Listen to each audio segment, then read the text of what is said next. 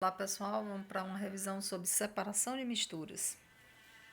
Então, natureza. Na natureza a gente tem substâncias puras e misturas. Exemplo, a água do mar. A água do mar é uma mistura, sendo que a gente não tem utilidade, né? Mas se a gente conseguir extrair o sal dela, ela tem utilidade. Então, existem técnicas que promovem essa separação. E a gente vai aprender cada uma delas. Então, sólidos e sólidos. Exemplo, catação. A gente consegue separar pelos tamanhos, quais são os murchos, tá? Então, são sólidos separados. Você promove por meio de uma pinça ou com a mão. Ventilação já é a ação de uma corrente de ar, onde ele separa aquilo que é leve. Então, o caso do arroz e suas cascas, tá? É feito isso em máquinas de beneficiamento em indústria. Ou você tem um kibande, você fica jogando o arroz para cima, né, e o vento vai levando aquelas palhas. A tamização ou peneiração. Então, existem vários tipos de peneiras. Né? Peneiras comum, que é utilizado principalmente em construção. Separação de moedas também é feito por uma peneira, onde os tamanhozinhos vão caindo, ele vai organizando. E em laboratório existem peneiras com diâmetros bem pequenos em relação à passagem dessas substâncias. A levigação já é a utilização de água para separar determinados sólidos, tá? Onde um fica mais fácil de ser levado pela corrente. É o caso do ouro e da areia. Então, quando ele coloca a peneira e a água arrasta essa areia e fica as pedrinhas, que ele vai conseguir identificar quem é ouro. A separação do arroz e da poeira. Então, todo mundo sabe que tem uma poeirinha ali. Então, você precisa lavar para tirar aquela poeira. A flotação, tá? Você tem a utilização de um líquido que vai promover a separação de sólidos que apresentam densidade diferente. Então, quando você joga água nessa areia misturada com serragem, o que vai acontecer? A areia ela é mais densa, fica no fundo, corpo de fundo, precipitado. A serragem é leve, tem menor densidade, vai ficar acima da água, então ela vai ficar como uma suspensão. Separação magnética, substâncias que são atraídas pelo ímã. No caso da limalha de ferro e enxofre. Então, você utiliza um ímã para promover essa separação. Dissolução fracionada, você vai utilizar a água, algo líquido, no caso a água, para separar dois sólidos. Exemplo, água em sal e areia. Quem é que vai se dissolver na água? O sal. Aí você promove uma filtração, tira a areia e fica água e sal. Promove a evaporação ou a cristalização e você vai obter o sal puro. Ok? A decantação ou sedimentação. Decantação é realizada deixando a mistura em repouso, depois transferindo o líquido para outro recipiente.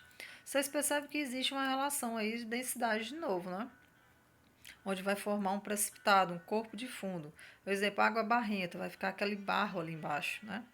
E aí você vai tirando com muito cuidado uma varetinha ou algo nas laterais do recipiente para não promover de novo, tá, essa mistura.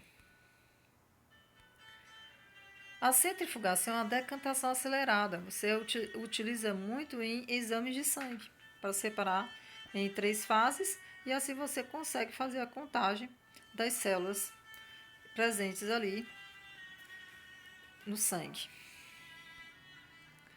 A filtração, utilizando filtro de papel de filtro ou um tecido, tá? Café, coar café, um suco de maracujá.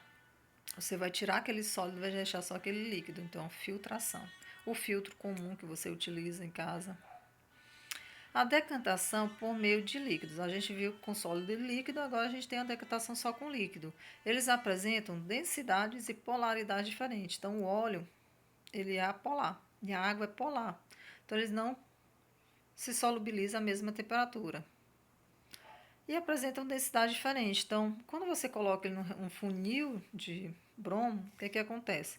A água, por ser mais densa, fica abaixo. E aí você vai controlando com essa torneirinha, tá? A história da passagem desse líquido. Ou você vai fazer por sifão ou sifonação, tá? Que é com a mangueirinha. E você vai olhando com cuidado para que aquele óleo todo seja retirado. Gás insólido no caso de uma filtração. Aspirador de pó. Então, o aspirador de pó, você tem o quê? Ele vai passar uma corrente de ar e vai ficar retido nesse filtro fragmentos, poeira, dentre outros. Você promove a limpeza. A destilação simples. Olha só. Ela pode ser realizada para separar sólido dissolvido em líquido e líquido e líquido. Vamos para o líquido e líquido. Vocês estão vendo que existe um bico de Bose e ele está liberando um calor. Ali dentro tem uma substância, está fechado, está um vácuo. Tem um termômetro para medir a temperatura e um condensador, onde entra a água gelada e sai a água quente. Para quê? Para quando os vapores entrar ali, ele diminuir a temperatura e voltar ao estado líquido, ou seja, promover uma condensação. Então, eu tenho água e álcool, os dois juntos aí, eu não sei a quantidade, mas aí eu começo a aquecer, promovendo essa temperatura, tal, e você percebe que o termômetro começa a aumentar a temperatura. Aí quando chega em 40, vamos supor, começa a existir os vapores, e esses vapores começam a passar pelo condensador e caírem em forma de estado líquido no Erlenmeyer. Aí passam uns 5, 10 minutos e você começa a perceber que esse termômetro começa a aumentar a temperatura, indo chegando em 100.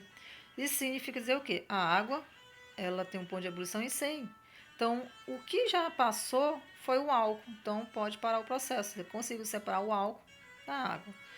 No caso de sólidos, é muito evidente a passagem do líquido e ficando, tá, a borra no fundo do balão. A evaporação salina, gente, eles utilizam, pode ser assim, eles fazem um tipo de contenção, onde a água do mar fica retida e vai fazendo a evaporação daquela água e vai ficando o sal, aí, lógico, com a areia, né? Também chamado de cristalização.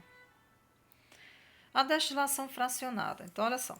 É o mesmo procedimento, sim, só que o exemplo maior é o petróleo. Quando você pega o petróleo bruto e promove uma destilação fracionada, ele sai gás de cozinha, que é o propano, butano, nafta, combustível de avião, gasolina, querosene, vamos ver aqui mais, diesel, graxas, parafina, até chegar numa borra.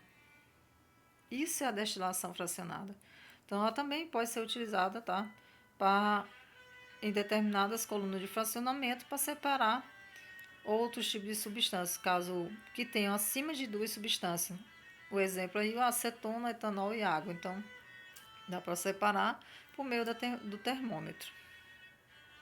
E aí tá o exemplo que eu falei para vocês do petróleo. Então, sai gás, gasolina, querosene, óleo combustível, que é o óleo diesel, óleos lubrificantes, que são as graxas. Por último, a parafina e o asfalto. A análise cromatográfica ou cromatografia. Os componentes são separados em um papel de filtro identificado pelas suas cores. Então, onde é que a gente utiliza isso? Quando você vai fazer uma análise em laboratório, por exemplo, extrai-se de uma determinada planta um óleo. E aquele óleo eu vou colocar uma gotinha ali. Então, o que vai acontecer? Admitindo a polaridade, sabendo a diferença de polaridade, essa gotinha ela vai passar a se transformar em outras gotinhas coloridas. Significa dizer que dentro daquela pequena gotinha que eu coloquei ali, existem componentes daquela mistura, daquele óleozinho, que eu vou promover uma análise e aí eu vou conseguir identificar, separar, tá? Quem são os componentes reais.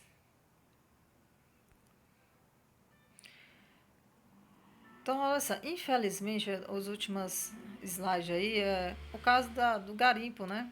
Que é feito um processo de separação para a retirada do ouro. Eles utilizam mercúrio, destrói o solo, destrói o rio, o riacho, seja lá o que onde eles estiverem colocando. Infelizmente, é uma agressão ao meio ambiente. Então, até a próxima.